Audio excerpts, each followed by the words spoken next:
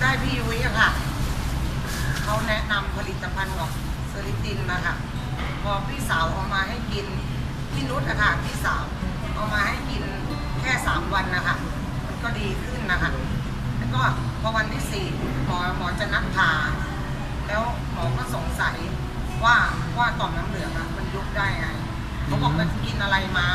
บอกว่าไม่ได้กินอะไรไม่กล้าบอกหมอค่ะกลัวหมอด่าก็เลยบอกว่ากินยาตามที่หมอสั่งทุกอย่างแต่หมอก็ยังแปลกใจอะค่ะ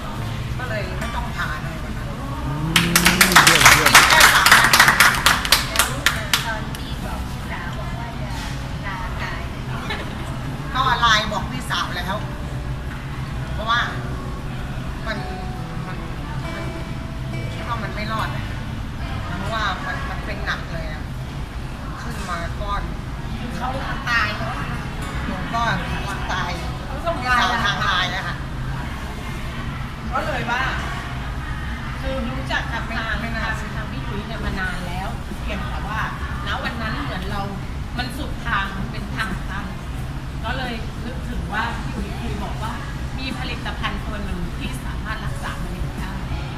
ก็เลยโทรหาวันนั้นแล้วก็ให้พี่ยุ้ยเอามาให้ไปเอาที่บ้านพี่ยุ้ยแล้วก็ขับรถไปให้เขาที่บ้านค่ะ แค่3 วันนะมันก็ยุบลง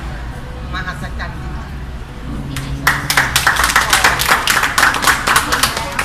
ตอนนี้ยัง มะเร็งต่อมน้ำเหลือง แต่ค่าเลือดดีมากเลย หมอบอกว่าตอนนี้ค่าเลือดดีขึ้นมากค่ะ 80%ค่ะ เข้าเมือง